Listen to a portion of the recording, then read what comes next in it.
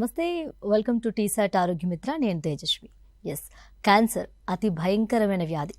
ఒకప్పుడు పాశ్చాత్య దేశంలోనే ఎక్కువగా వినే ఈ వ్యాధి కోసం ఇప్పుడు మన దేశంలో కూడా చాలా ఎక్కువగా స్ప్రెడ్ అయిపోయింది. అండ్ అలాగే ఈ క్యాన్సర్ అనే వ్యాధి నుంచి దీంట్లో చాలా రకాల క్యాన్సర్లు ఉన్నాయి. మనం తరచూ వింటూనే ఉంటాం. సర్వైకల్ క్యాన్సర్ అని, బ్రెస్ట్ క్యాన్సర్ అని, లేదా లంగ్ క్యాన్సర్ అని, ఇలా రకరకాల క్యాన్సర్లు ఉన్నాయి. దాంట్లో మొదటగా అతి భయంకరంగా మనం మాట్లాడుకునేది రొమ్ము క్యాన్సర్ కోసం ఎక్కువగా మాట్లాడుకుంటాం. మరి ఈ రోజు మనం తీసుకున్న టాపిక్ కూడా అదేనండి. అసలు బ్రెస్ట్ క్యాన్సర్ ఎందుకు వస్తుంది? సో దీని మీద చాలా మందికి అవగాహన లేకపోవచ్చు, ఉన్నా కూడా నిర్లక్ష్యం చేసే వాళ్ళు ఉంటారు. అండ్ సరైన ప్రికాషన్స్, సరైన టైంలో వైద్యం తీసుకోని వాళ్ళు, అసలు ఈ రొమ్ము క్యాన్సర్ ఎందుకు వస్తుంది, ఎలా వస్తుంది, మనం ఎలా గుర్తించవచ్చు, ఇంకా డీప్గా చెప్పడానికి, అంటే దీనికోసం ఇంకొంచెం క్లుప్తంగా మనకు వివరించడానికి మనతో పాటు స్టూడియోలో ఉన్నారు senior surgeon Ushalakshmi, breast cancer foundation founder, CEO and director doctor P Raghuram గారు. నమస్తే డాక్టర్ గారు. నమస్కారం అండి. డాక్టర్ గారు, ముందుగా చెప్పండి, అసలు బ్రెస్ట్ క్యాన్సర్ అంటే ఏమిటి? క్యాన్సర్, మీరు అన్నట్లు క్యాన్సర్ ఒక పెద్ద మహమ్మారి. మన దేశంలో ప్రతి సంవత్సరం 14 లక్షల కొత్త క్యాన్సర్ కేసులు నమోదవగా 9 లక్షల మంది క్యాన్సర్ బారిన మరణిస్తున్నారు. రొమ్ము క్యాన్సర్ చూసినట్టయితే గర్భాశయ ముఖద్వార క్యాన్సర్ సంఖ్యని అధిగమించి మొదటో స్థానంలో ఉంది. ప్రతి సంవత్సరం 2 లక్షల మహిళలకి రొమ్ము క్యాన్సర్ నమోదవగా 1,00,000 మంది ఈ రొమ్ము క్యాన్సర్ బారిన మన దేశంలో మరణిస్తున్నారు. అంటే సుమారు ప్రతి 4 నిమిషాలకి ఎవరికో ఒకరికి మన దేశంలో రొమ్ము క్యాన్సర్ నిర్ధారణ అవుతుంది. ప్రతి 8 నిమిషాలకి మన దేశంలో ఎవరో ఒకరు మహిళ రొమ్ము క్యాన్సర్ బారిన మరణిస్తున్నారు. అవగాహన లేకపోవటం వల్ల, జాతీయ స్థాయిలో ఒక robust organised population based screening programme లేకపోవటం వల్ల మన దేశంలో రొమ్ము క్యాన్సర్ గురించి మనం మాట్లాడుకోవటానికి సిగ్గు. అది ప్రధాన కారణం. ఈ కారణాల వల్ల మన దేశంలో 60% కంటే ఎక్కువ సంఖ్యలో రొమ్ము క్యాన్సర్లు ముదిరిపోయిన స్టేజ్లో, అంటే అడ్వాన్స్ స్టేజ్లో గుర్తింపబడుతున్నాయి. అంత అడ్వాన్స్ స్టేజ్లో గుర్తింపబడినప్పుడు వారు ఎక్కువ కాలం బతకరు. సో అంచేత రొమ్ము క్యాన్సర్ అంటే మనం ఇక్కడ మాట్లాడుకుంటున్నాం అవగాహన కల్పించడానికి. There is a fine line అని అంటారు between advocacy and scaring people. So ఇక్కడ మనం భయపెట్టడానికి ఈ ప్రోగ్రాం చేయట్లేదు, అవగాహన తీసుకుని రావడానికి చేస్తున్నాం. నేను చెప్పిన సంఖ్య భయంకరమైన స్టాటిస్టిక్స్, ఇవి నిజాలు. సో దీన్ని మనం ఎదుర్కోవాలి. ఎదుర్కొంటేనే మనం ఏం జాగ్రత్తలు తీసుకోవచ్చు, రొమ్ము క్యాన్సర్ని మనం ఎలా తొలి దశలో గుర్తించవచ్చు మన దేశంలో, భారతదేశంలో అనేది మనం చర్చించగలిగితే చాలామంది ప్రాణాలు కాపాడిన వాళ్ళం అవుతాం. ఆల్రైట్. అండ్ ఇప్పుడు మనం మాట్లాడుకున్నట్టే భారతదేశంలో ముఖ్యంగా ఈ బ్రెస్ట్ క్యాన్సర్ పెరగడానికి గల కారణాలు ఏంటి డాక్టర్ గారు? రొమ్ము క్యాన్సరు మొదటో స్థానంలో ఉందండి. 2012 వరకు గర్భాశయ ముఖద్వార క్యాన్సరు మహిళల్లో నంబర్ 1 క్యాన్సర్ ఉండేది. గత 10 సంవత్సరాలుగా రొమ్ము క్యాన్సర్ సంఖ్య గర్భాశయ ముఖద్వార క్యాన్సర్ సంఖ్యని అధిగమించి మొదటో స్థానంలో ఉంది. ముఖ్యమైన కారణాలు ఏంటంటే వెస్టర్నైజ్డ్ లైఫ్ స్టైల్ చేంజెస్. ఇటీవల కాలంలో లేటుగా పెళ్ళిళ్ళు చేసుకోవటం, పిల్లలు లేకపోవటం, మొదటి బిడ్డ 30 సంవత్సరాల తర్వాత పుట్టడం, బ్రెస్ట్ ఫీడింగ్ చేయకపోవటం, ఒబీజిటీ, ఈ కారణాలు ప్రివెంటబుల్ కాదు. అంటే మనకి లైఫ్ స్టైల్ చేంజెస్తో పాటు వచ్చేసిన చేంజెస్. ఈ కారణాల వల్ల ఏమవుతుందంటే ప్రొలాంగ్డ్ ఎక్స్పోజర్, అంటే రొమ్ము క్యాన్సర్ ఎందుకు వస్తుందంటే ఈస్ట్రోజన్ హార్మోన్ శరీరంలో దీర్ఘకాలం రొమ్ము మీద తాకిడి ఉన్నప్పుడు వచ్చే అవకాశాలు ఉంటాయి. ఇప్పుడు నేను చెప్పిన లైఫ్ స్టైల్ ఫ్యాక్టర్స్ వల్ల దీర్ఘకాలం రొమ్ము మీద ఈస్ట్రోజన్ ప్రభావం ఉండే అవకాశాలు ఉంటాయి. ఇవి కాకుండా అవగాహన కూడా పట్టణ ప్రాంతాల్లో పెరిగింది. అందుచేత రొమ్ము క్యాన్సర్ సంఖ్య, అంటే recorded cases of breast cancer అనేది పెరుగుతా పోతా ఉంది. ఓకే. అండ్ అదేవిధంగా ఈ బ్రెస్ట్ క్యాన్సర్ అంటే ఉంది నిర్ధారణ చేయడానికి ఎలాంటి పరీక్షలు ఉన్నాయి డాక్టర్ గారు? రొమ్ములో ఏమైనా సమస్య నోటీస్ చేసినప్పుడు రొమ్ములో ఏమైనా గడ్డ నోటీస్ చేసినప్పుడు ఆ మహిళకి ఎంతో భయం, ఎంతో భయాందోళన చెందుతారు. ఎందుకంటే క్యాన్సర్ ఏమో అని అనుకుంటారు. కానీ అది ఒక మిత్ మాత్రమే, అపోహ. వాస్తవం ఏంటంటే 10 మందికి గనక రొమ్ములో ఏమైనా సమస్య ఉంటే 9 మందికి క్యాన్సర్ ఉండదు. సో ఆ రొమ్ములో వచ్చే సమస్య కానీ గడ్డ కానీ అది క్యాన్సరా క్యాన్సర్ కాదా అని ఎట్లా నిర్ధారించాలి? దానికి ట్రిపుల్ అసెస్మెంట్ అనేది చేయించుకోవాలి. ట్రిపుల్ అసెస్మెంట్ అంటే ఏంటంటే, మొట్టమొదటిది రొమ్ములో సమస్య వచ్చినప్పుడు ఆ డాక్టర్ దగ్గరికి వెళ్ళి మాట్లాడటం, కమ్యూనికేషన్, వారి సమస్య చెప్పుకోవటం, పరీక్ష, ఆ డాక్టరు రొమ్ముని పరీక్ష చేయటం, దీన్ని క్లినికల్ బ్రెస్ట్ ఎగ్జామినేషన్ అంటారు. అది ఫస్ట్ కాంపోనెంట్. రెండవ కాంపోనెంటు రొమ్ముకి ఎక్స్రే అంటే మ్యామోగ్రామ్ పరీక్ష, అలాగే రొమ్ముకి అల్ట్రాసౌండ్ స్కాన్ చేయటం. దీన్ని ఈ 2 పద్ధతుల్ని బ్రెస్ట్ ఇమేజింగ్ అంటారు. సో ఇది సెకండ్ కాంపోనెంట్ ట్రిపుల్ అసెస్మెంట్లో. మూడవ కాంపోనెంటు రొమ్ములో ఏమైనా గడ్డ ఉంటే అల్ట్రాసౌండ్ స్కాన్ ఆధ్వర్యంలో కోర్ నీడిల్ బయాప్సీ అంటే నీడిల్ బయాప్సీ చేయటం. ఈ నీడిల్ బయాప్సీ 2 రకాలు. ఒకటి ఫైన్ నీడిల్ ఆస్పిరేషన్ సైటాలజీ అంటారు, అంటే FNAC, అంటే సిరింజ్ పెట్టి సన్న సూది పెట్టి అక్కడి నుంచి సెల్స్ తీస్తారు. అది చేయకూడదు. రొమ్ములో గడ్డ వచ్చినప్పుడు FNAC అనేది చేయకూడదు. గత 2 దశాబ్దాలుగా ఈ FNAC అనేది చేయటం మానేశారు. కాకపోతే చాలా తరచుగా మనం చూస్తుంటాం, రొమ్ములో గడ్డ ఉన్నప్పుడు FNAC చేయించుకుని డాక్టర్ దగ్గరికి వస్తారు. నేను చెప్పేది ఏంటంటే, అల్ట్రాసౌండ్ స్కాన్ ఆధ్వర్యంలో కోర్ నీడిల్ బయాప్సీ, అంటే అది కూడా నీడిల్ పరీక్ష, కానీ ఆ రొమ్ములో ఫస్ట్ లోకల్ ఎనస్థీసియా ఇచ్చి, అంటే అక్కడ మొద్దు పవర్ అక్కడ లోకల్ ఎనస్థీసియా ఇస్తే నమ్నెస్ వస్తుంది. ఆ నమ్ ఏరియాలో నీడిల్ని పంపించి చిన్న ముక్క తీస్తారు. అది ఆపరేషన్ కాదు, దాన్ని కోర్ నీడిల్ బయాప్సీ అంటారు. అంటే క్లినికల్ బ్రెస్ట్ ఎగ్జామినేషన్, రొమ్మును పరీక్ష చేయటం, మ్యామోగ్రామ్ అల్ట్రాసౌండ్, మూడవది అల్ట్రాసౌండ్ స్కాన్ ఆధ్వర్యంలో కోర్ నీడిల్ బయాప్సీ. ఈ 3 ప్రక్రియల ద్వారా ఆ మహిళకి ఆపరేషన్ చేయాల్సిన అవసరం లేకుండా ఖచ్చితంగా రొమ్ములో ఉండే సమస్య క్యాన్సరా క్యాన్సర్ కాదా అని మనం ఖచ్చితంగా నిర్ధారించవచ్చు. చాలాసార్లు రొమ్ములో గడ్డ ఉండంగానే ఆపరేషన్ చేయించుకుంటారు కొంతమంది. అట్లా చేయించుకోకూడదు. రొమ్ములో గడ్డ ఉన్నప్పుడు ట్రిపుల్ అసెస్మెంట్ అనేది చాలా ఎసెన్షియల్. ఈ ట్రిపుల్ అసెస్మెంట్లో ముఖ్యమైనది నేను చెప్పదలుచుకుంది ఏంటంటే, కోర్ నీడిల్ బయాప్సీ, FNAC కాకుండా కోర్ నీడిల్ బయాప్సీ అనేది చేయించుకోవాలి. ఆల్రైట్, ఎస్, చూస్తున్నారు కదండి, వెరీ వెరీ ఇంపార్టెంట్ టాపిక్ మాట్లాడుకుంటున్నాం మనం. అసలు బ్రెస్ట్ క్యాన్సర్ ఎందుకు వస్తుంది అనే టాపిక్ మాట్లాడుకుంటున్నాం. ఈ టాపిక్ పైన మీకు ఎలాంటి క్వశ్చన్స్ ఆర్ డౌట్స్ ఉన్నా వెంటనే మీరు స్క్రీన్పై కనిపిస్తున్న నెంబర్స్కి కాల్ చేయండి, డాక్టర్ గారితో మాట్లాడచ్చు అనమాట. డాక్టర్ గారు, అదేవిధంగా రొమ్ములోని ప్రతి కణిత వ్యాధి నిర్ధారణలో ట్రిపుల్ అసెస్మెంట్ అవసరం అవుతుందా? అవునండి. రొమ్ములో మనం ఇంతకుముందు చెప్పుకున్నట్టు 10 మందికి రొమ్ములో సమస్య ఉంటే 9 మందికి క్యాన్సర్ ఉండదు. కానీ ఎవరికి క్యాన్సర్ ఉంటుంది, ఎవరికి క్యాన్సర్ ఉండదు అని మనం ఖచ్చితంగా మనం చెప్పాలి అంటే ట్రిపుల్ అసెస్మెంట్ అనేది అబ్సల్యూట్లీ ఎసెన్షియల్ అనమాట.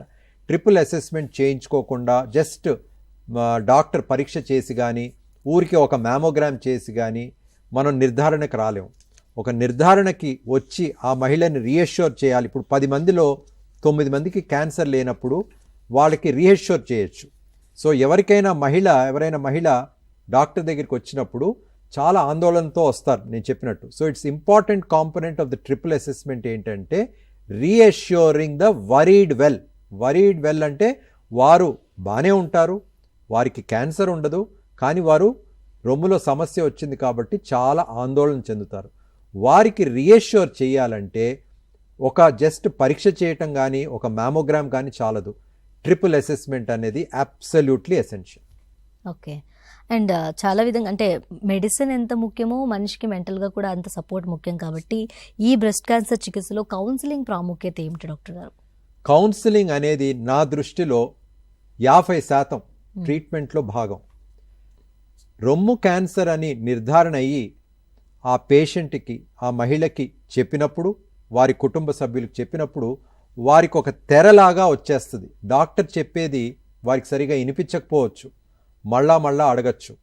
అందుకని డాక్టరు తొందరపాటు లేకుండా ఆ క్యాన్సర్ వచ్చిన వ్యక్తికి, వారి కుటుంబ సభ్యులకి నిదానంగా వారికి అర్థమయ్యే భాషలో ఆ క్యాన్సర్ గురించి ఎక్స్ప్లెయిన్ చేసి, దానికి ఏం ఇన్వెస్టిగేషన్స్ చేయాలి, ఏం ట్రీట్మెంట్ మొడాలిటీస్ ఉంటాయి, ఇవన్నీ వివరంగా డయాగ్రామ్స్ వేసి ఎక్స్ప్లెయిన్ చేసి వారికి ఇన్నర్ కాన్ఫిడెన్స్, ఎందుకంటే క్యాన్సర్ అని వారు వినంగానే వారు భయాందోళనతో పాటు వారు నిరాశకి గురిపడతారు. సో అంచేత వారికి ధైర్యం ఇవ్వటం, వారి కుటుంబ సభ్యులకి ధైర్యం ఇవ్వటం అనేది కౌన్సిలింగ్ యొక్క ముఖ్య ఉద్దేశం. సో క్యాన్సర్ రాగానే ట్రీట్మెంట్ మొదలు పెట్టడం కాదు, ఇన్వెస్టిగేషన్స్ మొదలు పెట్టడం కాదు, ప్రతి స్టేజ్లో, అంటే క్యాన్సర్ అని నిర్ధారణ అయ్యాక, ఇన్వెస్టిగేషన్స్ కొన్ని వచ్చాక, ఫర్దర్ టెస్ట్ వచ్చాక, ట్రీట్మెంట్ చేసే ముందు, ట్రీట్మెంట్ చేస్తున్నప్పుడు, ట్రీట్మెంట్ చేశాక, కౌన్సిలింగ్ అంటే డాక్టర్ పేషెంట్కి ఆ మహిళతో మాట్లాడటం అనేది 50% ఆఫ్ ద ట్రీట్మెంట్.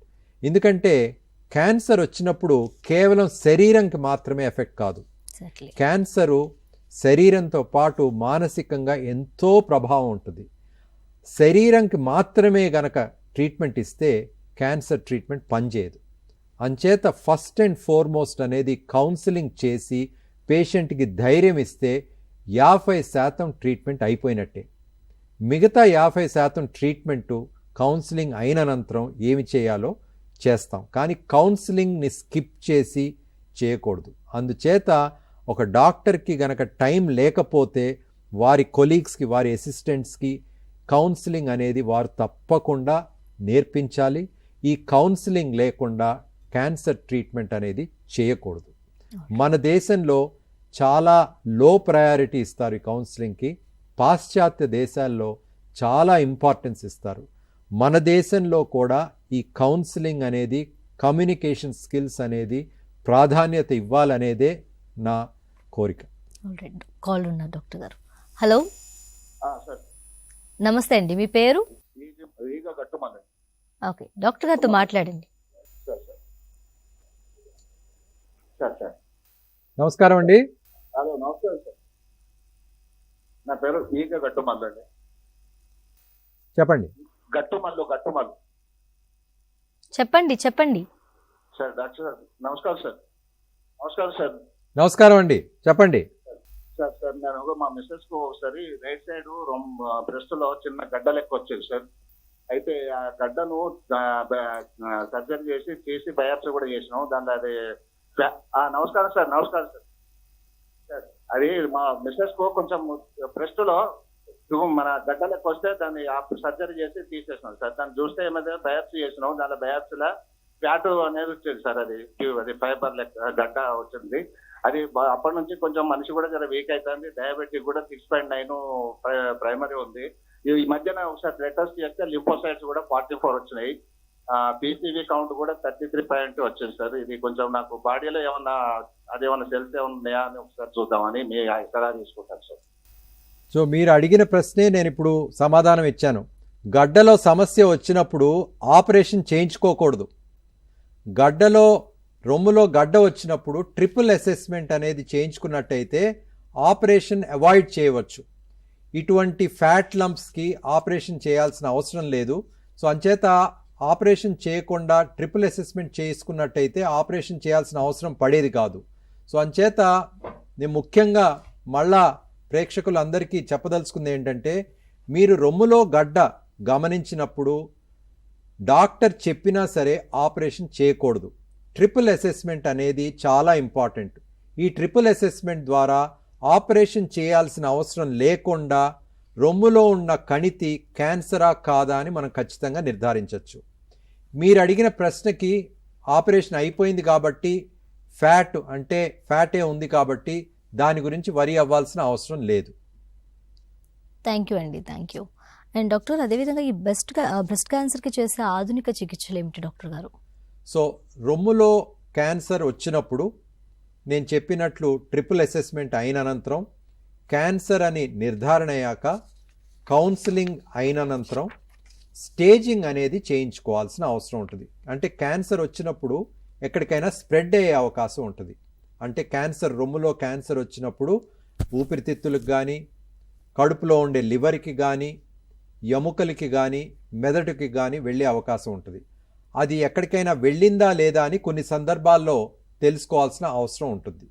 ఆ స్టేజింగ్ అయిన అనంతరం ఒక మల్టీ డిసిప్లినరీ టీం, అంటే ఒక డాక్టరే కాదు, ఒక సర్జనే కాదు, surgeon, radiologist, pathologist, medical oncologist, radiation oncologist, plastic surgeon అవసరమైతే అందరూ కూర్చుని ఆ పేషెంట్కి ఏ ట్రీట్మెంట్ ఇస్తే కరెక్ట్గా ఉంటుంది అనేది పర్సనలైజ్డ్ ట్రీట్మెంట్ చేయాల్సిన అవసరం ఉంటుంది.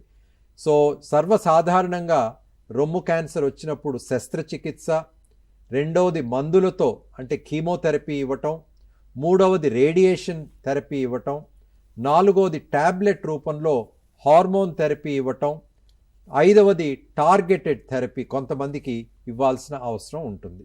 సో ఇది అందరికీ అన్నీ ఇవ్వాల్సిన అవసరం లేదు.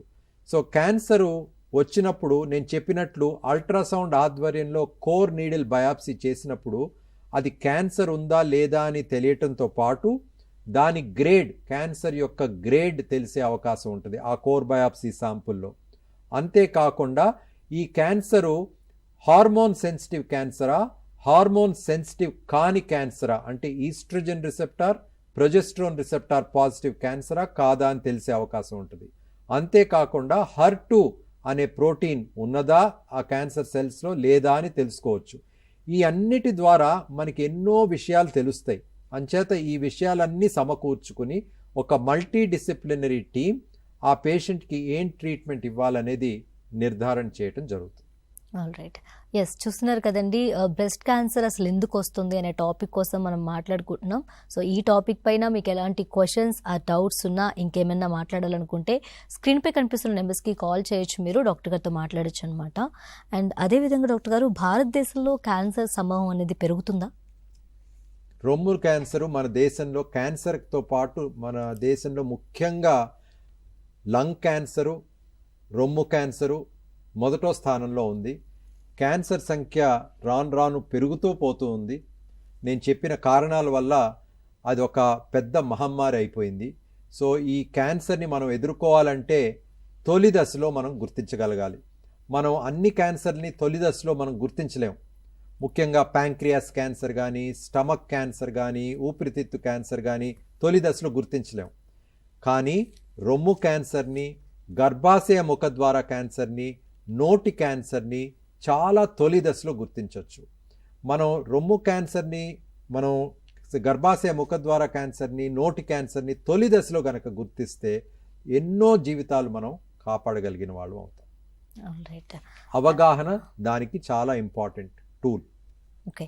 అండ్ అదేవిధంగా భారతదేశంలో రొమ్ము క్యాన్సర్ ఎంత సాధారణం డాక్టర్ గారు? రొమ్ము క్యాన్సర్ మనం ఇంతకుముందు చెప్పినట్టు మన దేశంలో 2 లక్షల మహిళలకి రొమ్ము క్యాన్సర్ ప్రతి సంవత్సరం నమోదవగా 1,00,000 మంది రొమ్ము క్యాన్సర్ బారిన మరణిస్తున్నారు. అంటే ఇద్దరికి గనక రొమ్ము క్యాన్సర్ నిర్ధారిస్తే ఒక మహిళ రొమ్ము క్యాన్సర్ వల్ల మరణిస్తున్నారు. అవగాహన లేకపోవటం వల్ల, జాతీయ స్థాయిలో ఒక రొబస్ట్ స్క్రీనింగ్ ప్రోగ్రాం ఉన్నప్పటికీ అది ఎఫెక్టివ్గా లేకపోవటం వల్ల రొమ్ము క్యాన్సరు ముదిరిపోయిన స్టేజెస్లో మనం గుర్తించడం వల్ల రొమ్ము క్యాన్సర్ బారిన చాలామంది మహిళలు మరణిస్తున్నారు మన దేశంలో. అండ్ అలాగే ఈ రొమ్ము క్యాన్సర్ ఎక్కడి వరకు వ్యాపిస్తుంది అంటారు? అసలు ఎక్కడికి వ్యాపిస్తుంది ఇది? మనం చెప్పుకున్నట్లు 4 చోట్లకి రొమ్ము క్యాన్సర్ వ్యాపించగలదు. ఒకటి ఊపిరితిత్తులకి అంటే లంగ్స్కి, రెండవది కడుపులో ఉండే లివర్కి, మూడవది ఎముకలకి, నాలుగవది బ్రెయిన్కి. సో ఈ 4 చోట్లకి వెళ్ళొచ్చు. అంటే అడ్వాన్స్ స్టేజ్లో ఉన్నప్పుడు ఇవి క్యాన్సర్ స్ప్రెడ్ అయ్యే అవకాశం ఉంటుంది.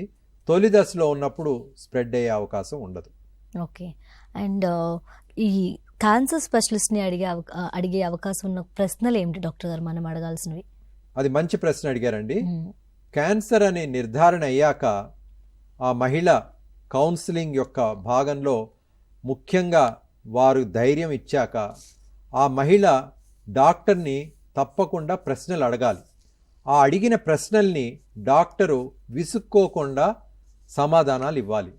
ఏం క్వశ్చన్స్ అడగచ్చు? ఆ క్యాన్సర్ గురించి అడగచ్చు. ఆ క్యాన్సర్ ఫస్ట్ క్వశ్చను వాళ్ళు అడిగేది చాలామంది, ఇది చాలా ప్రమాదమా, లైఫ్కి డేంజరా కాదా అనేది ఫస్ట్ క్వశ్చన్ అడుగుతారు. రెండవది, ఇది ఎక్కడికైనా స్ప్రెడ్ అయిందా లేదా అనేది అడుగుతారు. తర్వాత రొమ్ము క్యాన్సర్ వచ్చినప్పుడు రొమ్మంతా తొలగించాల్సిన అవసరం ఉందా, తొలగిస్తే ఎక్కువ కాలం బతుకుతామా అనేది అదొక ప్రశ్న అడుగుతారు చాలామంది. తర్వాత రొమ్ము క్యాన్సర్ చికిత్స భాగంగా కీమోథెరపీ ఇచ్చినప్పుడు జుట్టు రాలిపోతుంది. అది మహిళలకి ఎవరికైనా సైకలాజికల్గా చాలా ఇంపాక్ట్ ఉంటుంది. సో అంచేత దానికి సంబంధించిన క్వశ్చన్స్ అడగచ్చు.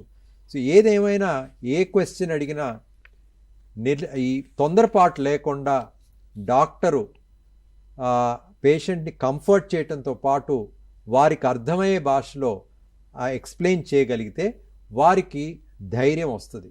ధైర్యం వచ్చినట్టయితే క్యాన్సర్ని జయించడానికి చాలా కీలకమైన విషయం ఇది. సో అంచేత ఈ క్వశ్చన్ ఆన్సర్ అంటే కౌన్సిలింగ్, కమ్యూనికేషన్ అనేది చాలా ఇంపార్టెంట్. ఓకే. అండ్ అదేవిధంగా ఈ రొమ్ము క్యాన్సర్ చికిత్స యొక్క లక్ష్యాలు ఏమిటి డాక్టర్ గారు? సో రొమ్ము క్యాన్సర్ వచ్చినప్పుడు క్యాన్సర్ యొక్క ట్రీట్మెంట్ ఎయిమ్స్ ఏంటంటే, ఒకటి, ఫస్ట్ కౌన్సిలింగ్ చేశాక రొమ్ములో క్యాన్సర్ని తొలగించటం. అది శస్త్రచికిత్స ద్వారా జరుగుతుంది. సో ఈ శస్త్రచికిత్స భాగంగా అంటే నేను చెప్పినట్లు క్యాన్సర్ అని నిర్ధారణ అయ్యాక ఒక మల్టీ డిసిప్లినరీ టీమ్ ఒపీనియన్ తీసుకోవటం జరుగుతుంది. ఈ క్యాన్సర్ తొలి దశలోనే గుర్తించామా, లేకపోతే అడ్వాన్స్ స్టేజ్లో గుర్తించామా. తొలి దశలో గుర్తిస్తే ట్రీట్మెంట్ యొక్క ఆప్షన్స్ కొంచెం వేరేగా ఉంటాయి. అడ్వాన్స్ స్టేజ్లో గుర్తిస్తే ట్రీట్మెంట్ కొంచెం వేరేగా ఉంటుంది. మన దేశంలో అవగాహన లేకపోవటం వల్ల నేను చెప్పినట్లు 60% కంటే ఎక్కువ సంఖ్యలో అడ్వాన్స్ స్టేజ్లో, అంటే లోకలీ అడ్వాన్స్డ్ బ్రెస్ట్ క్యాన్సర్ అంటారు, అంటే రొమ్ము క్యాన్సరు 5 సెంటీమీటర్ల కంటే ఎక్కువ ఉన్నప్పుడు దాన్ని లోకలీ అడ్వాన్స్డ్ బ్రెస్ట్ క్యాన్సర్ అంటాం. చాలామంది మన దేశంలో అట్లా లోకలీ అడ్వాన్స్డ్ బ్రెస్ట్ క్యాన్సర్తో వస్తారు. అట్లా వచ్చినప్పుడు కీమోథెరపీ ముందు ఇచ్చి ఆ కణితిని తగ్గించి తర్వాత ఆపరేషన్ చేయటం జరుగుతుంది. తొలి దశలో గుర్తించినప్పుడు అంటే క్యాన్సర్ చిన్నగా ఉన్నప్పుడు మొదటే శస్త్రచికిత్స చేయటం జరుగుతుంది. సో నేను చెప్పినట్లు మల్టీ డిసిప్లినరీ టీమ్ అనేది చాలా ఇంపార్టెంట్. ఆ ఒపీనియన్ తీసుకున్నాక ట్రీట్మెంట్లో యొక్క ముఖ్యమైన కాంపోనెంట్ ఏంటంటే శస్త్రచికిత్స. రొమ్ములో క్యాన్సర్ వచ్చినప్పుడు శస్త్రచికిత్స చేయటం జరుగుతుంది. శస్త్రచికిత్స 2 భాగాలుగా మనం డివైడ్ చేయొచ్చు. రొమ్ముకి శస్త్రచికిత్స, చంకలో ఉండే లింఫ్ గ్లాండ్స్కి శస్త్రచికిత్స. ఎందుకంటే రొమ్ము క్యాన్సర్ వచ్చినప్పుడు మొట్టమొదట క్యాన్సర్ వెళ్ళగలిగేది చంకలోని లింఫ్ గ్లాండ్స్కి. సో అంచేత శస్త్రచికిత్స మనం మాట్లాడుకునేటప్పుడు ఈ 2 భాగాలుగా మనం మాట్లాడాలి. రొమ్ములో శస్త్రచికిత్స మళ్ళా 2 రకాలు. ఒకటి, రొమ్ముని మొత్తం తొలగించటం, దానిని మాస్టెక్టమీ అంటారు. రెండవది, రొమ్ముని తొలగించాల్సిన అవసరం లేకుండా కేవలం ఆ రొమ్ములో ఉండే గడ్డ చుట్టూ నార్మల్ టిష్యూని తీయటం, దానిని వైడ్ లోకల్ ఎక్సిషన్ అంటారు. సో ఇట్లా రొమ్ములో కణితిని మాత్రమే తీసే ప్రక్రియ ద్వారా తప్పకుండా ఆ పేషెంట్కి తెలవాల్సింది ఏంటంటే, ఆపరేషన్ తర్వాత రేడియోథెరపీ అనేది తప్పనిసరిగా తీసుకోవాల్సిన అవసరం ఉంటుంది.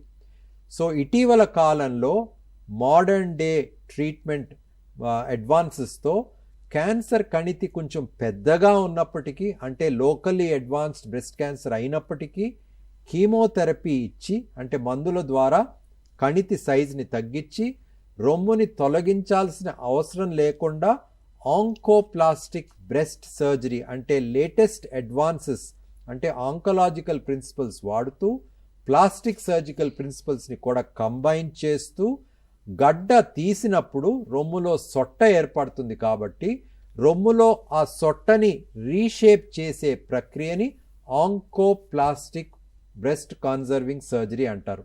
అంటే రొమ్ములో గడ్డ తీసినప్పుడు పెద్ద సొట్ట ఉంటే అది మహిళకి చాలా ఆందోళన కలుగుతుంది. ప్రతిరోజు అది ఈస్థెటిక్గా, కాస్మెటిక్గా లేనప్పుడు, ఒక పెద్ద సొట్ట ఉన్నప్పుడు అసలు బాగా ఉండదు. సైకలాజికల్గా చాలా ఇంపాక్ట్ ఉంటుంది. అంచేత ఇటీవల కాలంలో అంటే గత 20 సంవత్సరాల్లో వచ్చిన అడ్వాన్సెస్లో ఈ ఆంకోప్లాస్టిక్ సర్జరీ పద్ధతుల ద్వారా రొమ్ములో గడ్డ తీసినప్పటికీ సొట్ట పడకుండా సొట్టని రీషేప్ చేయొచ్చు. ఇది రొమ్ములో ఉండే శస్త్రచికిత్స యొక్క ట్రీట్మెంట్ మొడాలిటీ నేను చెప్పింది. ఇది ఈ ఆంకోప్లాస్టిక్ బ్రెస్ట్ కన్జర్వింగ్ సర్జరీకి రీకన్స్ట్రక్షన్కి సంబంధం లేదు. రీకన్స్ట్రక్షన్ అంటే ఏంటంటే రొమ్ము మొత్తం తొలగించినప్పుడు, అంటే మాస్టెక్టమీ చేసినప్పుడు రొమ్ము మౌండ్ని అంటే బ్రెస్ట్ మౌండ్ని, చెస్ట్ వాల్ని రీషేప్ చేయటాన్ని బ్రెస్ట్ రీకన్స్ట్రక్షన్ అంటారు. అది రొమ్ము క్యాన్సర్కి శస్త్రచికిత్స చేసే సమయంలో చేయొచ్చు. దానిని ఇమ్మీడియట్ బ్రెస్ట్ రీకన్స్ట్రక్షన్ అంటారు. కొంతమందికి ట్రీట్మెంట్ అంతా అయిపోయినాక 1 సంవత్సరం తర్వాత రీకన్స్ట్రక్షన్ చేయవచ్చు. దానిని డిలేడ్ బ్రెస్ట్ రీకన్స్ట్రక్షన్ అంటారు. సో మనం చెప్పుకున్నట్లు రొమ్ము క్యాన్సర్ శస్త్రచికిత్సలో మొదటి భాగం రొమ్ముకి శస్త్రచికిత్స. నేను చెప్పినట్లు రొమ్ములో గడ్డ తీయటం ఒక ఆప్షన్ అయితే, రెండో ఆప్షన్ మాస్టెక్టమీ. ఎవరికి ఏది చేయాలనేది మల్టీ డిసిప్లినరీ టీం డిసైడ్ చేయడం జరుగుతుంది. అలాగే రొమ్ము శస్త్రచికిత్స చేసే సమయంలోనే చంకలోని లింఫ్ గ్లాండ్స్ని అడ్రస్ చేయాలి. ఎందుకంటే నేను చెప్పినట్లు క్యాన్సర్ రొమ్ములో వచ్చినప్పుడు మొట్టమొదట చంకలోని లింఫ్ గ్లాండ్స్కి వెళ్ళే అవకాశం ఉంటుంది. ఇంతకుముందు కాలం రొమ్ములో క్యాన్సర్ రాగానే శస్త్రచికిత్స రొమ్ముకి చేసినప్పుడు అదే సమయంలో లింఫ్ గ్లాండ్స్ అన్నిటినీ తొలగించేవారు. దానిని యాక్సిలరీ నోడ్ క్లియరెన్స్ అంటారు. దానివల్ల కొన్ని సైడ్ ఎఫెక్ట్స్ ఉంటాయి. ఏంటంటే చంకలో మొద్దు పారిపోవటం, బర్నింగ్ సెన్సేషన్ ఉండటం, టింగ్లింగ్ సెన్సేషన్ ఉండటం, అంతేకాకుండా 100 మందిలో ఒక 10 నుంచి 20 మందికి చెయ్యి వాపు రావటం, దీన్ని లింఫ్ ఎడిమా అంటాం. ఇవన్నీ ఈ సైడ్ ఎఫెక్ట్స్ ఉంటాయి. కాబట్టి ఇటీవల కాలంలో అన్ని లింఫ్ నోడ్స్ని తీయాల్సిన అవసరం లేకుండా కేవలం 1 కానీ 2 కానీ 3 కానీ లింఫ్ గ్లాండ్స్ని తీయటంని సెంటినల్ నోడ్ బయాప్సీ అంటారు. ఇది అన్ని సందర్భాల్లో చేయలేము. లోకలీ అడ్వాన్స్డ్ బ్రెస్ట్ క్యాన్సర్ వచ్చినప్పుడు, చాలా లింఫ్ గ్లాండ్స్ ఇన్వాల్వ్మెంట్ ఉన్నప్పుడు మనం చేయకూడదు. కానీ రొమ్ము క్యాన్సర్ తొలి దశలో మనం గుర్తించినప్పుడు అన్ని లింఫ్ గ్లాండ్స్ని తీయాల్సిన అవసరం లేకుండా కేవలం కొన్ని లింఫ్ నోడ్స్ మాత్రాన్ని తీసే ప్రక్రియని సెంటినల్ నోడ్ బయాప్సీ అంటారు. సో ఈ శస్త్రచికిత్సలో ఈ 2 భాగాలు ఉన్నాయన్నమాట. ఎస్, కాల్ ఉన్నారు డాక్టర్ గారు. హలో హలో హలో, నమస్తే అండి, మీ పేరు? నమస్తే మేడం, నా పేరు సుందరయ్యప్ప మేడం. యా, సుందరయ్య గారు డాక్టర్ ఉన్నారు, మాట్లాడండి డాక్టర్ గారు. నమస్కారం అండి. నమస్కారం అండి సార్, చెప్పండి. సుందరయ్యప్ప మేడం నా పేరు. ఓకే, చెప్పండి. అదే బాడీలో హెయిర్ అంతా పోయేస్తున్నది, ఏంటి ఎందువల్ల మేడం? డాక్టర్ గారితో మాట్లాడండి. సో ఇక్కడ మనం మాట్లాడేది రొమ్ము సమస్యల గురించి మాట్లాడుతున్నామండి. ఓకే, మీరు మాట్లాడేది డర్మటాలజీ రిలేటెడ్ ఇష్యూ అనుకుంటాను. యా, థ్యాంక్ యూ అండి, థ్యాంక్ యూ. అండ్ అదేవిధంగా డాక్టర్ గారు, రొమ్ము క్యాన్సర్ చికిత్సకు అందుబాటులో ఉన్న పద్ధతులు ఏమిటి అసలు? సో నేను చెప్పినట్లు రొమ్ము క్యాన్సర్ వచ్చినప్పుడు శస్త్రచికిత్స మొదటి భాగం అయితే, కీమోథెరపీ రెండవది, మూడవది రేడియోథెరపీ, నాలుగవది హార్మోన్ థెరపీ, ఐదవది టార్గెటెడ్ థెరపీ. సో ఈ 5 ట్రీట్మెంట్ మొడాలిటీస్ని మల్టీ డిసిప్లినరీ టీమ్ అనేది డిసైడ్ చేయటం జరుగుతుంది.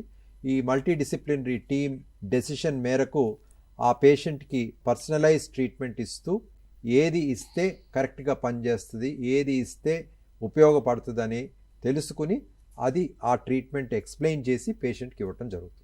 ఎస్, బ్రెస్ట్ క్యాన్సర్ ఎందుకు వస్తుంది అనే టాపిక్ కోసం మనం మాట్లాడుకుంటున్నామండి. సో ఈ టాపిక్ పైన మీకు ఎలాంటి డౌట్స్ ఆర్ క్వశ్చన్స్ ఉన్నా వెంటనే స్క్రీన్పై కనిపిస్తున్న నెంబర్స్కి కాల్ చేయొచ్చు, మీరు డాక్టర్ గారితో మాట్లాడచ్చు అనమాట. అండ్ డాక్టర్ గారు, మనం ఇంతకుముందు మాట్లాడుకున్నట్టు ఈ శస్త్రచికిత్సలో ఏముంటుంది డాక్టర్ గారు అసలు? శస్త్రచికిత్సలో నేను ఇప్పుడే చెప్పినట్టు రొమ్ములో గడ్డ తీయటం అనేది ఒక శస్త్రచికిత్స, అది వైడ్ లోకల్ ఎక్సిషన్. రెండవది మాస్టెక్టమీ అంటే బ్రెస్ట్ అంతా తీయటం. సో మనం దాని గురించి వివరంగా చెప్పుకున్నాం. సో కానీ నేను చెప్పదలుచుకుంది ఏంటంటే, మగవారిలో కూడా రొమ్ము క్యాన్సర్ వచ్చే అవకాశం ఉంటుంది. ప్రతి 100 మందికి గనక రొమ్ము క్యాన్సర్ వచ్చినట్టయితే 99 మంది మహిళలు ఉంటారు, ఒకరు మగవారు ఉంటారు. అంటే 1% రిస్క్ మగవారికి కూడా ఉంటుంది. అంటే అన్కామన్ కాదు, రేర్. సో కానీ మగవారు కూడా అందుకే రొమ్ములో ఏమైనా మార్పులు ఏర్పడితే గమనిస్తే నిర్లక్ష్యం చేయకుండా స్పెషలిస్ట్ని సంప్రదించాలి. సో అది చాలా ఇంపార్టెంట్. తర్వాత చాలామంది మహిళలు మ్యామోగ్రామ్ చేయించుకోవటానికి చాలా భయపడతారు. మ్యామోగ్రామ్ అంటే రొమ్ముకి ఎక్స్రే. ఎందుకు భయపడతారంటే 2 కారణాలు. ఒకటి, మ్యామోగ్రామ్ చేయించుకుంటే రేడియేషన్ ఉంటుందేమో అని అదొక భయం. రెండవది, మ్యామోగ్రామ్ చేయించుకుంటే నొప్పి ఉంటుందని చాలామంది అనుకుంటారు. ఇవి 2 అపోహలు మాత్రమే. ఎందుకంటే ఇటీవల కాలంలో డిజిటల్ మ్యామోగ్రామ్ కానీ 3D మ్యామోగ్రఫీ ద్వారా కానీ రేడియేషన్, పేషెంట్కి వచ్చే రేడియేషను, ఆ మహిళకు వచ్చే రేడియేషన్ చాలా తక్కువ. పంటికి ఎక్స్రేకి ఎంత రేడియేషన్ ఉంటుందో అంతే రేడియేషను మ్యామోగ్రఫీ ద్వారా ఉంటుంది. సో అంచేత చాలామంది మ్యామోగ్రఫీ చేయించుకోవటానికి భయపడతారు. దాంట్లో ముఖ్యమైన అపోహ రేడియేషన్ ఉంటుంది అనేది. సో ఆ రేడియేషన్ ప్రభావం ఉండదు. రెండవది, చాలామంది అనుకుంటారు మ్యామోగ్రఫీ చేయించుకుంటే నొప్పి ఉంటుందని. నొప్పి ఉండొచ్చు, సరిగ్గా చేయకపోతే నొప్పి కలగచ్చు. కాకపోతే రేడియోగ్రాఫర్, ఈ మ్యామోగ్రామ్ చేసేది రేడియోగ్రాఫర్, అప్పుడప్పుడు డాక్టర్ని కలవకుండానే డైరెక్ట్గా మ్యామోగ్రామ్కి వెళ్తారు కొంతమంది.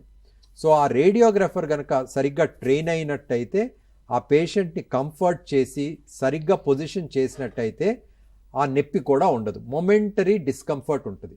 సో అంచేత ఈ మ్యామోగ్రామ్ చేయించుకోవటానికి భయపడకూడదు, సిగ్గుపడకూడదు. సో ఇటీవల కాలంలో మ్యామోగ్రఫీ మామూలు కన్వెన్షనల్ మ్యామోగ్రఫీ కాకుండా డిజిటల్ మ్యామోగ్రఫీ, అంటే డిజిటల్ టెక్నాలజీ వాడుతూ మ్యామోగ్రఫీని చేయటం, అంతేకాకుండా 3D మ్యామోగ్రఫీ అని కూడా వచ్చింది.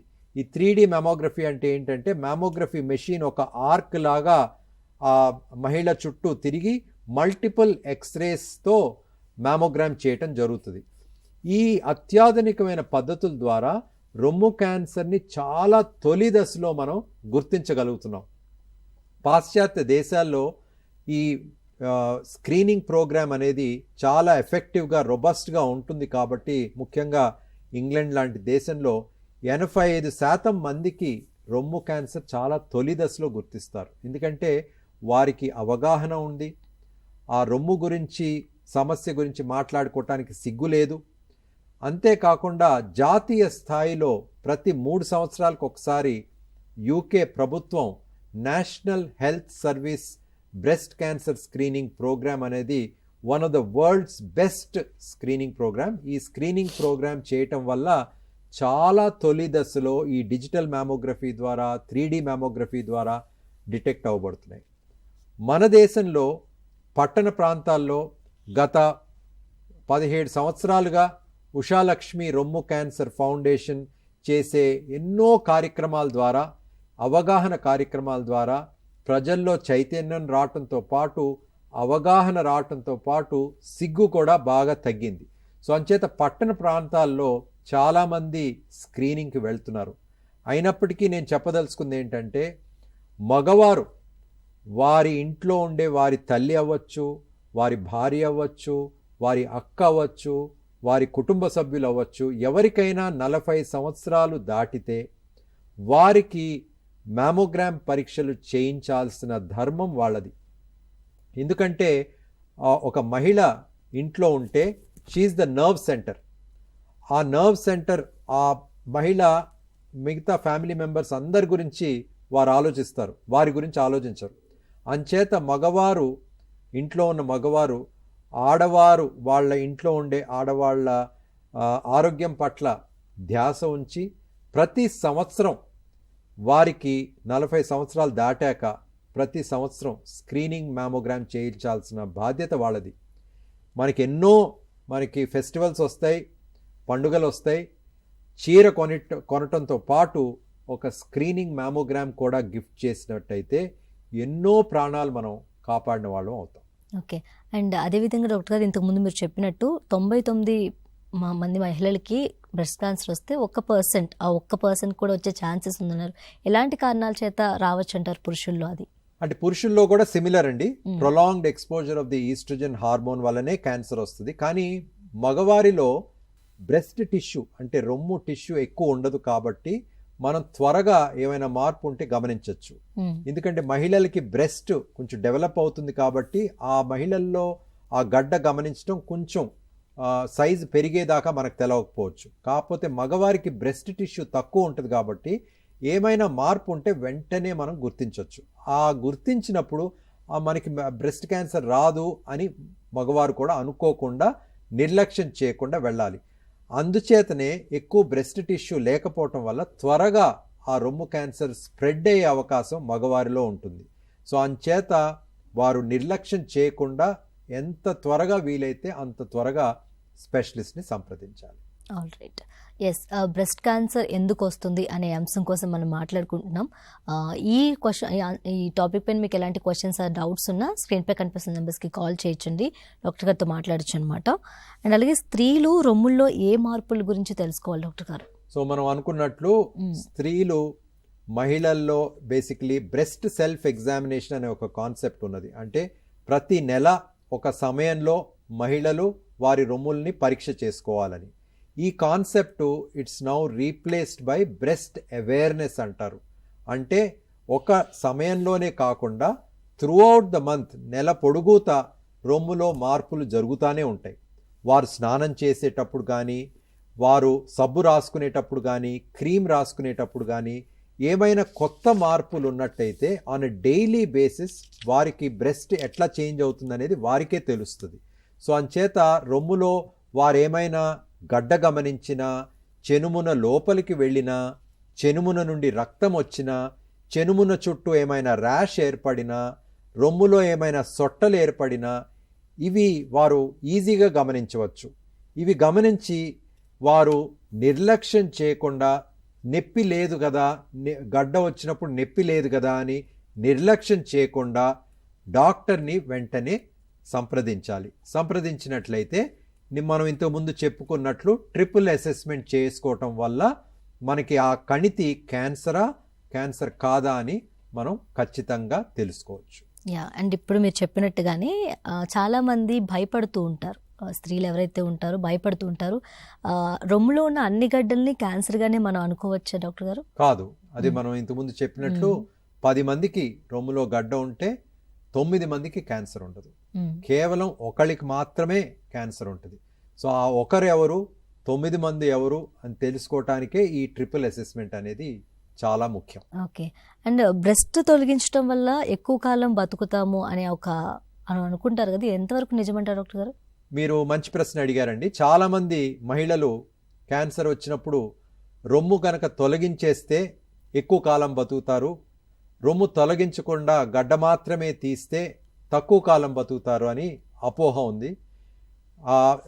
Past 2 decades, more than 2 decades, 3 decades, 30 సంవత్సరాలుగా జరిగే రీసెర్చ్లో ప్రూవ్ అయింది ఏంటంటే రొమ్ము క్యాన్సర్ని పూర్తిగా తొలగించి మాస్టెక్టమీ చేసినా, లేకపోతే రొమ్ములో ఉండే కణితి మాత్రం తీసి రేడియోథెరపీ ఇచ్చినా, అంటే wide local excision with radiotherapy, ఈ ఇద్దరు గ్రూప్స్ ఫాలో అప్ చేస్తే వారిలో సర్వైవల్ డిఫరెన్స్ అనేది ఏమాత్రం ఉండదు. అంటే మాస్టెక్టమీ చేయించుకున్న వారైనా, లంపెక్టమీ చేయించుకున్న వారైనా ఈక్వలెంట్గా లాంగ్ టర్మ్ సర్వైవల్ ఉంటుంది. సో అంచేత రొమ్ము క్యాన్సరు వచ్చినప్పుడు తొలగించాల్సిన అవసరం ఉంటేనే తొలగించాలి. ఎందుకంటే పాశ్చాత్య దేశాల్లో చూసినట్టయితే 70 నుంచి 80% మంది బ్రెస్ట్ కన్జర్వేషన్ సర్జరీ, మనం ఇంతకుముందు చెప్పుకున్నట్లు గడ్డ మాత్రం తీయించుకుని ఆంకోప్లాస్టిక్ బ్రెస్ట్ కన్జర్వింగ్ సర్జరీ చేయించుకుని రేడియోథెరపీ తీసుకుంటారు. కానీ మన దేశంలో 80% కంటే ఎక్కువ సంఖ్యలో మాస్టెక్టమీ అంటే మనం రొమ్ముని తొలగించేసే ప్రక్రియ మనం చేయించుకుంటున్నాం. చాలామంది మహిళలు దానికి గురవుతున్నారు. దానికి కారణం ఒకటి అడ్వాన్స్ స్టేజ్లో గుర్తింపబడటం, కానీ ఇటీవల కాలంలోనే ఇంతకుముందు చెప్పినట్లు లోకల్లీ అడ్వాన్స్డ్ బ్రెస్ట్ క్యాన్సర్ వచ్చినప్పటికీ ఈ మందులు కీమోథెరపీ ముందుగానే ఇచ్చి, అంటే నియో అడ్జువెంట్ థెరపీ కనుక ఇచ్చినట్టయితే బ్రెస్ట్ కన్జర్వింగ్ సర్జరీ చేయొచ్చు. కానీ కొంతమందిలో బ్రెస్ట్ కన్జర్వింగ్ సర్జరీ చేయలేం. అంటే చెనుమున వెనకాల వచ్చినా, లేకపోతే మల్టీసెంట్రిక్ క్యాన్సర్ అంటే మల్టిపుల్ ఏరియాస్లో క్యాన్సర్ ఉన్నా వారికి మనము బ్రెస్ట్ కాన్జర్వింగ్ సర్జరీ చేయటం కుదరకపోవచ్చు. అటువంటి సందర్భంలో రొమ్ము తొలగించి మాస్టెక్టమీ చేసి వారికి అదే సమయంలో కానీ డిలేడ్ సెట్టింగ్లో కానీ రీకన్స్ట్రక్షన్ అంటే ఆ బ్రెస్ట్ ఏరియాని రీకన్స్ట్రక్షన్ కూడా చేసే ఆప్షన్స్ ఉన్నాయి. ఇవన్నీ వివరంగా డాక్టర్ కనుక చెప్పినట్లయితే పేషెంట్కి అర్థమవుతుంది. సో కానీ పేషెంట్ వచ్చినప్పుడు మాస్టెక్టమీ చేయించుకుంటాను అని అన్నప్పుడు డాక్టర్ యొక్క ధర్మం ఏంటంటే అది అవసరమా అవసరం కాదా అని వారికి ఎక్స్ప్లెయిన్ చేసి దాంట్లో ఉండే అడ్వాంటేజెస్ ఏంటి అనేది చెప్పినట్లయితే వారు కూడా అర్థం చేసుకుని ఇన్ఫార్మ్డ్ కన్సెంట్, ఇన్ఫార్మ్డ్ అంటే వారికి అంత నాలెడ్జ్ తెలుసుకుని అప్పుడు వారు డిసైడ్ చేయటం జరుగుతుంది. ఓకే. అండ్ మేము ఉషాలక్ష్మి రొమ్ము క్యాన్సర్ ఫౌండేషన్ వాళ్ళు ఒక మొబైల్ యాప్ రిలీజ్ చేశారని విన్నారు. దీనికోసం మీరు ఏం చెప్తారు? అవునండి, అవగాహన అనేది చాలా ముఖ్యమండి మన దేశంలో. సో నేను చెప్పినట్లు గత 17 సంవత్సరాలుగా నిరంతరంగా తెలుగు రాష్ట్రాల్లో ఉషాలక్ష్మి రొమ్ము క్యాన్సర్ ఫౌండేషన్ గ్రామాల్లో కానివ్వండి పట్టణాల్లో కానివ్వండి ప్రజల్లో అవగాహన కల్పించడానికి పింక్ రిబన్ క్యాంపెయిన్ అనే మూవ్మెంట్ స్టార్ట్ చేసింది. ఈ పింక్ రిబన్ క్యాంపెయిన్ ద్వారా అక్టోబర్ నెలలో ప్రతి సంవత్సరం పింక్ రిబన్ వాక్ అనేది అంటే రొమ్ము క్యాన్సర్ బాధితులు, రొమ్ము క్యాన్సర్ వచ్చిన వారు, రొమ్ము క్యాన్సర్ వారి కుటుంబ సభ్యులు, దాని తర్వాత ప్రజానీకం కూడా ప్రతి అక్టోబర్లో బ్రెస్ట్ క్యాన్సర్ అవేర్నెస్ వాక్ అనేది 2007లో మొదలుపెట్టాం. దాని తర్వాత అక్టోబర్లో వేరియస్ మాన్యుమెంట్స్ మన చార్మినార్ అవనివ్వండి, Buddha statue, legislative assembly, American consulate, KIMS hospital, various hospitals, తర్వాత వేరియస్ బిల్డింగ్స్ని, మాన్యుమెంట్స్ని మేము పింక్ కలర్గా ఒక నైట్లో ఇల్యూమినేట్ చేయడం జరుగుతుంది.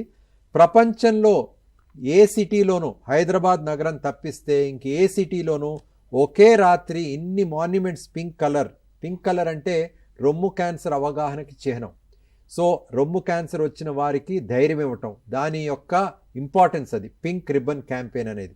ఈ క్యాంపెయిన్తో పాటు మన ప్రధానమంత్రి గారు ఇనిషియేట్ చేసిన డిజిటల్ ఇండియా మూవ్మెంట్ని ఇన్స్పైర్ అయ్యి ఉషాలక్ష్మి రొమ్ము క్యాన్సర్ ఫౌండేషను ఇన్ఫర్మేషన్ బుక్లెట్స్ అంటే ప్రతి aspect of the breast health అంటే రొమ్ము క్యాన్సరే కాదు, రొమ్ము క్యాన్సర్ కాకుండా మనం అనుకున్నట్టు 9 మందికి క్యాన్సర్ ఉండదు. ఆ క్యాన్సర్ కాని సమస్యల గురించి, రొమ్ము క్యాన్సర్ సమస్యల గురించి వివరంగా ప్రజానీకానికి అర్థమయ్యే భాషలో బుక్లెట్స్ తీసుకుని రావటం జరిగింది. ఈ డిజిటల్ ఇండియా క్యాంపెయిన్ మొదలయ్యాక ఈ ఇన్ఫర్మేషన్ అంతా ఒక మొబైల్ యాప్ రూపంలో ఇన్ఫర్మేషన్ని సమకూర్చాం.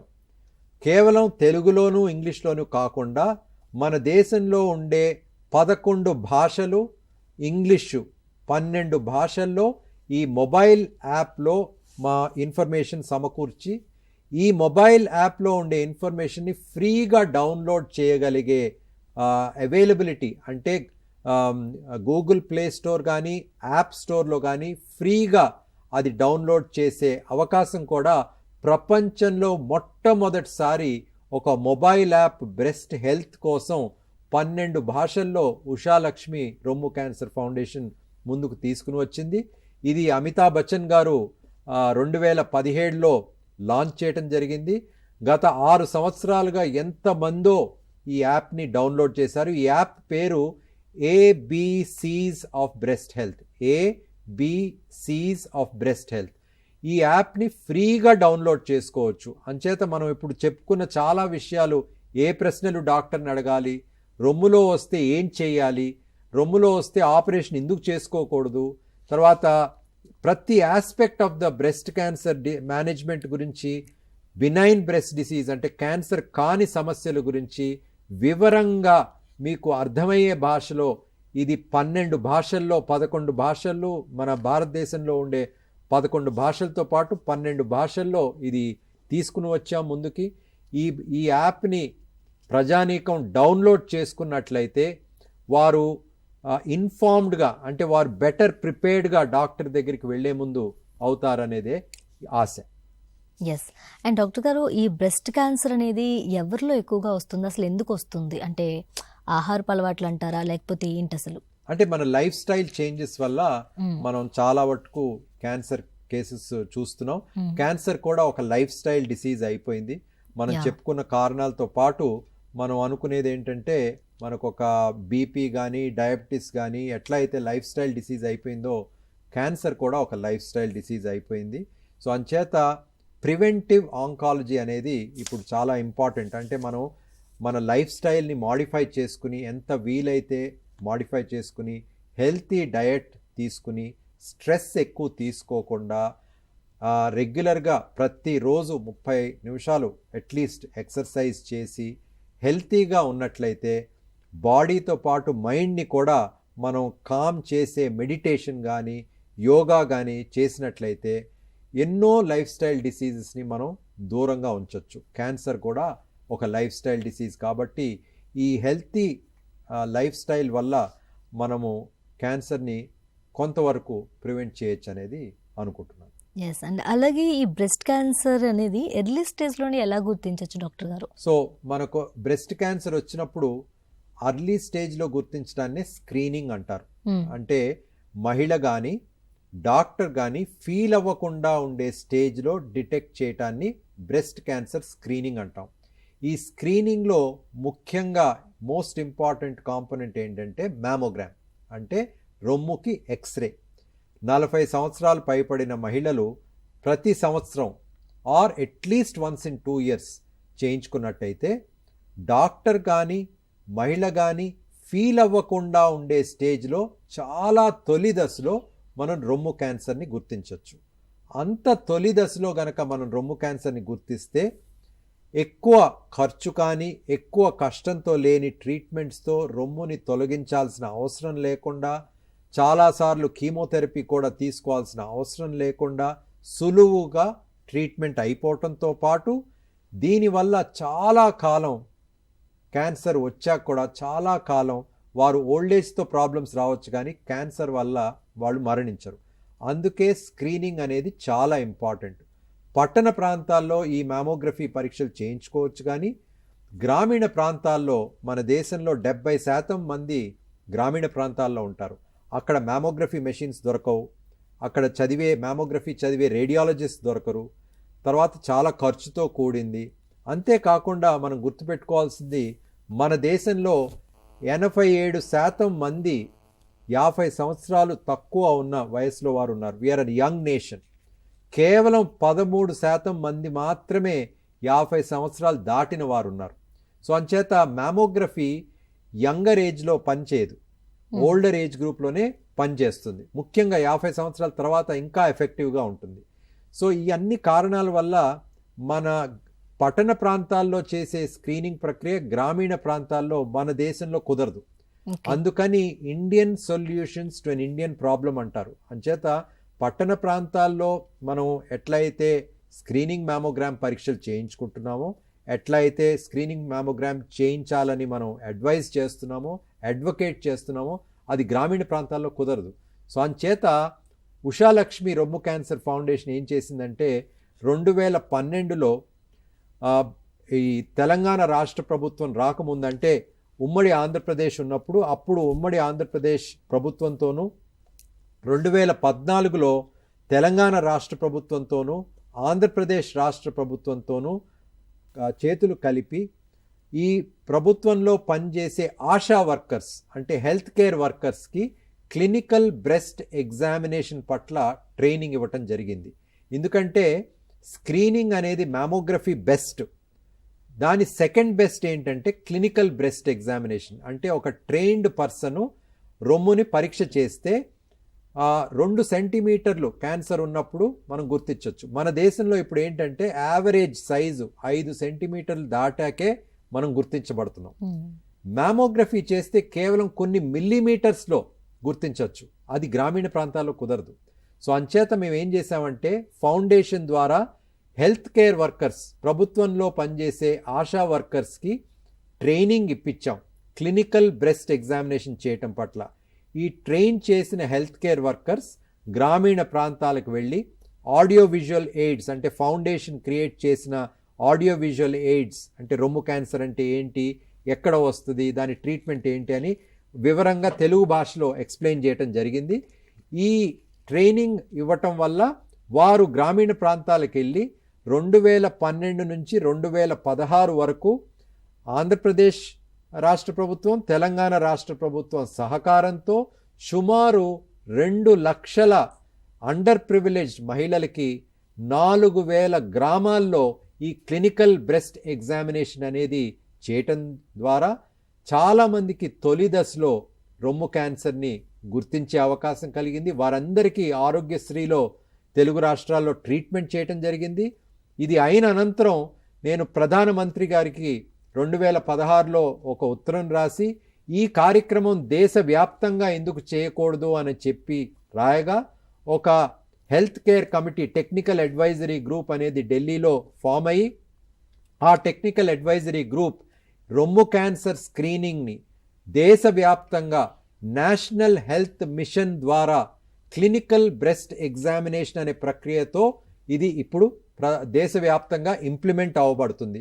ఓరల్ క్యాన్సర్, నోటి క్యాన్సరు, గర్భాశయ ముఖ ద్వారా క్యాన్సర్తో పాటు రొమ్ము క్యాన్సర్ స్క్రీనింగ్ కూడా దేశవ్యాప్తంగా నేషనల్ హెల్త్ మిషన్లో ఇది ఒక భాగంగా ఇంప్లిమెంట్ అవ్వబడుతుంది. సో అంచేత తెలుగు రాష్ట్రాల్లో మొదలైన ఈ పాపులేషన్ బేస్డ్ స్క్రీనింగ్ దేశవ్యాప్తంగా ఇప్పుడు నేషనల్ హెల్త్ మిషన్ ద్వారా ఈ స్క్రీనింగ్ అనేది చేస్తున్నారు. కానీ ఇంకా ఎంతో చేయాల్సిన అవసరం ఉంది. ఎందుకంటే చాలామంది ఇంకా ఎన్నో రాష్ట్రాల్లో ఇది సరిగ్గా చేయట్లేదు. ఈ క్లినికల్ బ్రెస్ట్ ఎగ్జామినేషన్ కనుక మనం సరిగ్గా మన దేశవ్యాప్తంగా కనుక ఇంప్లిమెంట్ చేయగలిగితే చాలామందికి మనం తొలి దశలో రొమ్ము క్యాన్సర్ గుర్తించిన వాళ్ళం అవుతాం. రొమ్ము క్యాన్సర్ తొలి దశలో గనక గుర్తిస్తే ఎన్నో ప్రాణాలు మనం కాపాడిన వాళ్ళం అవుతాం. All right. అండ్ డాక్టర్ గారు, ఈ బ్రెస్ట్ క్యాన్సర్ అనేది వంశపారంపర్యంగా వచ్చే వ్యాధా లేక ఎవరికైనా రావచ్చు అంటారా? అవునండి, వంశపారంపర్యంగా వచ్చే అవకాశం ఉంటుంది. కానీ కేవలం మా అమ్మకి రొమ్ము క్యాన్సర్ రాగానే మా కుటుంబ సభ్యులకి రొమ్ము క్యాన్సర్ వస్తుందని చాలామంది అనుకుంటారు. అది కరెక్ట్ కాదు. జన్యుపరంగా ఎవరికి వస్తుందంటే 100 మందిలో 5 నుంచి 10% మందికి జన్యుపరంగా అంటే BRCA1, BRCA2 అనే జీన్స్లో ఉండే అబ్నార్మాలిటీస్ ద్వారా కొంతమందికి వచ్చే అవకాశం ఉంటుంది. సో ఎవరికి ఎక్కువ వచ్చే అవకాశం ఉంటుందో నేను ఇంతకుముందు చెప్పాను, కానీ మళ్ళా చెప్తాను. దగ్గర కుటుంబ సంబంధికుల్లో 40 సంవత్సరాల లోపు రొమ్ము క్యాన్సర్ వచ్చినా, లేకపోతే దగ్గర కుటుంబ సంబంధికుల్లో 2 కంటే ఎక్కువ మందికి రొమ్ము క్యాన్సర్ వచ్చినా, రొమ్ము క్యాన్సరు, అండాశయ క్యాన్సరు దగ్గర కుటుంబ సంబంధికుల్లో వచ్చినా, మగవారిలో రొమ్ము క్యాన్సరు దగ్గర కుటుంబ సంబంధికుల్లో వచ్చినా, ఇవి ఉన్నప్పుడు తప్పకుండా జన్యుపరంగా వస్తుందని కాదు, కానీ ఇవి ఉన్నప్పుడు జెనెటిక్ కౌన్సిలింగ్ చేసుకుని ఒక జెనెటిక్ టెస్ట్ చెయ్యాలా లేదా అనేది డాక్టర్తో కూర్చుని చేయటం ద్వారా ఆ టెస్ట్ చేస్తే దాని ఇంప్లికేషన్స్ ఏంటి అనేది ఎక్స్ప్లెయిన్ చేయించుకున్నాక మాత్రమే ఈ జెనెటిక్ టెస్ట్ అనేది చేయించుకోవాలి. ఎందుకంటే చాలామంది హాస్పిటల్స్లో కానీ డయాగ్నోస్టిక్ సెంటర్స్లో కానీ వెల్నెస్ ప్యాకేజెస్తో పాటు ఈ జెనెటిక్ టెస్ట్ కూడా కొంతమంది చేయించుకుంటున్నారు. అట్లా చేయించుకోకూడదు. స్ట్రాంగ్ ఫ్యామిలీ హిస్టరీ, నేను ఇప్పుడు చెప్పిన స్ట్రాంగ్ ఫ్యామిలీ హిస్టరీ ఉన్నప్పుడు మాత్రమే, అది కూడా జెనెటిక్ కౌన్సిలింగ్ చేయించుకున్నాక, జెనెటిక్ టెస్ట్ యొక్క ఇంప్లికేషన్స్ గురించి తెలుసుకున్నాక మాత్రమే ఈ జెనెటిక్ టెస్ట్ అనేది చేయాల్సిన అవసరం ఉంటుంది ఇటువంటి వారికి. అంతేగాని ఎవరికైనా రొమ్ము క్యాన్సర్ వస్తే వారి అమ్మకి వస్తే వారికి కూడా వస్తుందని అనుకోకూడదు. అది స్పొరాడిక్. ఫర్ ఎగ్జాంపుల్, మా ఇంట్లో ఎవరికి క్యాన్సర్ లేకపోయినా మా అమ్మకి వచ్చింది. సో అంచేత క్యాన్సర్ స్పొరాడిక్గా చాలా మందికి వస్తుంది. సో జన్యుపరంగా వచ్చేది చాలా కొద్ది మందికి మాత్రమే. All right. అండ్ డాక్టర్ గారు, అదేవిధంగా ఫైనల్గా అసలు రొమ్ము క్యాన్సర్తో పోరాడడానికి సంబంధించి మీ సందేశం ఏంటి? అసలు మీరు ఏం చెప్పాలనుకుంటున్నారు? సో రొమ్ము క్యాన్సర్ని మనం ప్రివెంట్ చేయలేం. అంటే ప్రివెంటివ్ లైఫ్ స్టైల్, కొంచెం హెల్తీ లైఫ్ స్టైల్తో మనం కొంతవరకు ప్రివెంట్ చేయవచ్చు లైఫ్ స్టైల్ డిసీజెస్ని, క్యాన్సర్ని కూడా. కాకపోతే రొమ్ము క్యాన్సరు మనం ఫైట్ చేయాలంటే 2 పద్ధతులు.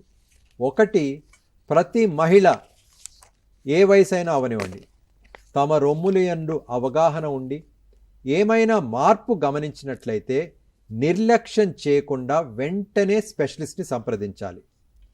రెండవది, 40 సంవత్సరాలు పైబడిన ప్రతి మహిళ ప్రతి సంవత్సరం స్క్రీనింగ్ మ్యామోగ్రామ్ పరీక్షలు చేయించుకోవాలి. ఈ 2 పద్ధతుల ద్వారా రొమ్ము క్యాన్సర్ని తొలి దశలో గుర్తించవచ్చు. తొలి దశలో రొమ్ము క్యాన్సర్ని గుర్తిస్తే మనం రొమ్ము క్యాన్సర్ని జయించవచ్చు. All right. Yes, thank you so much doctor గారు. అంటే చాలా క్లుప్తంగా అండ్ చాలా ఇన్ఫర్మేటివ్గా ఉంది మీరు చెప్పిందంతా కూడా. And thank you so much. Thank you. Yes, చూసారు కదండి బ్రెస్ట్ క్యాన్సర్ ఎందుకు వస్తుంది, సో దీంతోపాటు మనం తీసుకోవాల్సిన ప్రికాషన్స్, దానికోసం ఉన్న చికిత్సలు అన్నీ కూడా చాలా క్లుప్తంగా వివరించారు డాక్టర్ గారు. అండ్ ఇది వాళ్ళ ఆరోగ్య మిత్ర. నమస్తే.